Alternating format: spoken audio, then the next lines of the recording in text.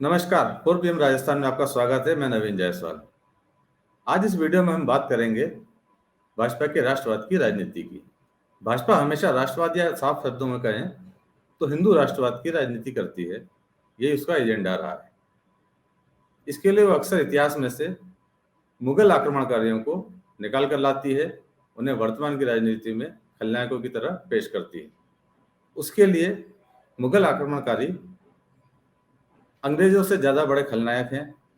इसलिए वो हमेशा जब भी उसकी सभाएं होती है, बयानबाजियां होती है, तो वो मुगल अत्याचार की बात करती है, अंग्रेजों के अत्याचार की नहीं।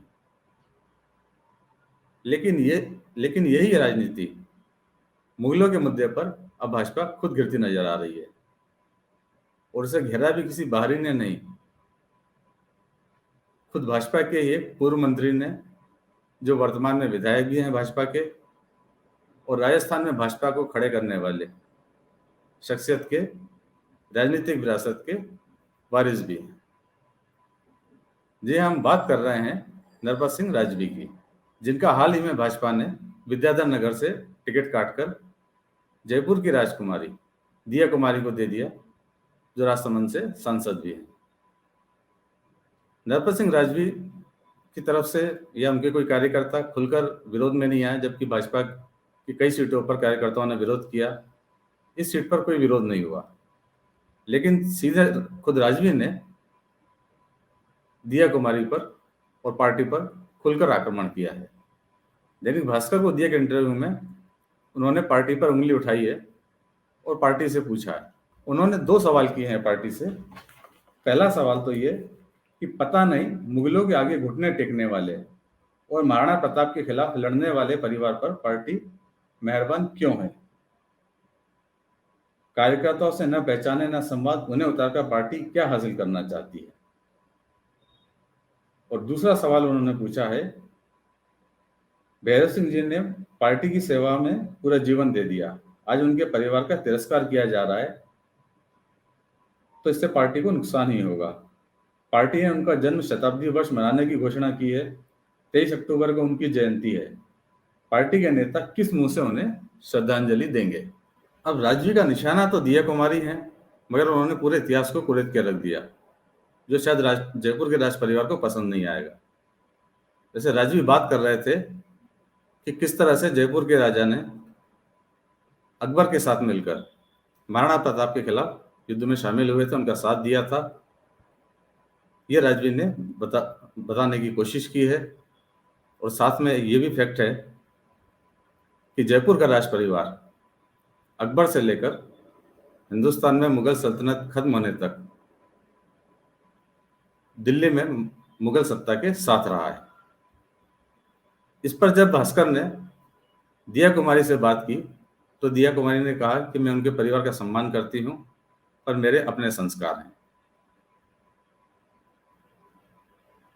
वैसे एक बात और आपको ध्यान रखनी चाहिए राजनीति में, कि जयपुर के राज परिवार के दिल्ली से हमेशा अच्छे संबंध रहे हैं, चाहे वो मुगलों का दौर रहा, चाहे अंग्रेजों का।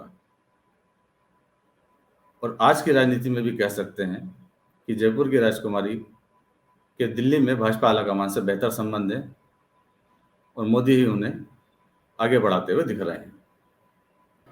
वैसे राजवी ने जिस इतिहास को छेड़ा है, वो जयपुर राज परिवार की दुखती रगे कम से कम आज की राजनीति में, जहां उसे पुराना इतिहास कहीं ना कहीं असहज कर देता है, और वो भी खासकर जब वो भाजपा की राजनीति कर रहे हो, तो उनके लिए ज्यादा चुनौती भरा हो जाता है। पर लगता है भाजपा को इससे फर्क नहीं पड़ता है, क्योंकि अंग्रेजों के समय भी ऐसा हुआ था, जब झांसी की रानी के खिलाफ लड़ाई में ग्वालियर के सिंधिया घराने ने रानी लक्ष्मीबाई का साथ नहीं दिया था। उसके बावजूद सिंधिया परिवार आज भाजपा में है और अच्छी हैसियत के साथ है, और वही अब जयपुर का राज परिवार भी भाजपा में अपनी हैसियत बनाता जा रहा है। अब बात करते हैं दूसरी खबर की तरफ। कांग्रेस की अभी तक कोई लिस्ट नहीं आई है। भाजपा ने एक लिस्ट जारी कर दी है, और कांग्रेस की लिस्ट का बेसब्री से इंतजार हो रहा है। कयास लगाए जा रहे हैं, या पार्टी की तरफ से एक स्टैंड भी रहा है कि अभी कुछ वक्त लगेगा कांग्रेस की लिस्ट आने में। शायद शाद के बाद ही कांग्रेस ये लिस्ट जारी करेगी, मगर इस बीच में मीडिया में कई तरह की खबरें आ रही हैं, नाम चल रहे हैं। भास्कर ने आज एक खबर प्रकाशित की है और करीब 80 नामों की एक लिस्ट साथ में प्रकाशित की है, जिसके अंदर लगभग सारे बड़े नाम हैं। खबर में लिखा है कि कांग्रेस ने 80 नाम तय कर लिए हैं और नवरात्रि में पहली 50 नामों की सूची आ जाएगी। कांग्रेस ने जो 200 सीटों के लिए 80 नाम तय किए हैं, उसमें मुख्यमंत्री सचिन पायलट, प्रदेश कांग्रेस अध्यक्ष डोटासरा, विधानसभा अध्यक्ष सीपी जोशी के सहित 13 मंत्रियों के नाम भी शामिल हैं इसके अंदर।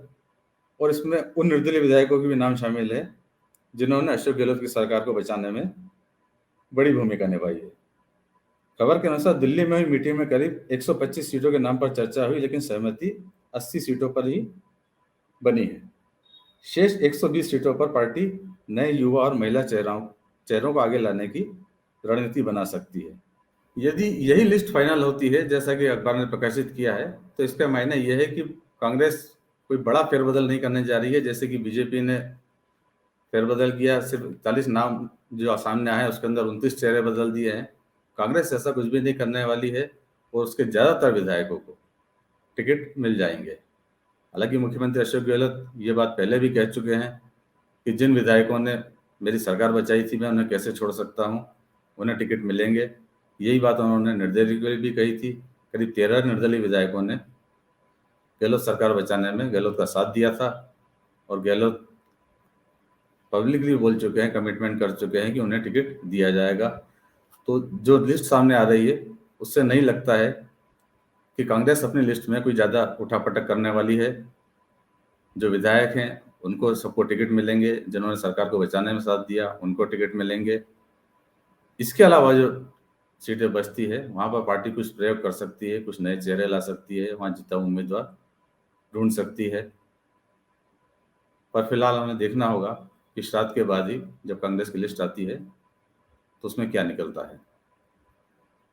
वीडियो के अंत में आपसे एक बार फिर अनुरोध है कि 4 PM राजस्थान को सब्सक्राइब कीजिए, इस वीडियो के लिंक को ज़्यादा शेयर कीजिए और देखते रहिए 4 PM राजस्थान। नमस्कार।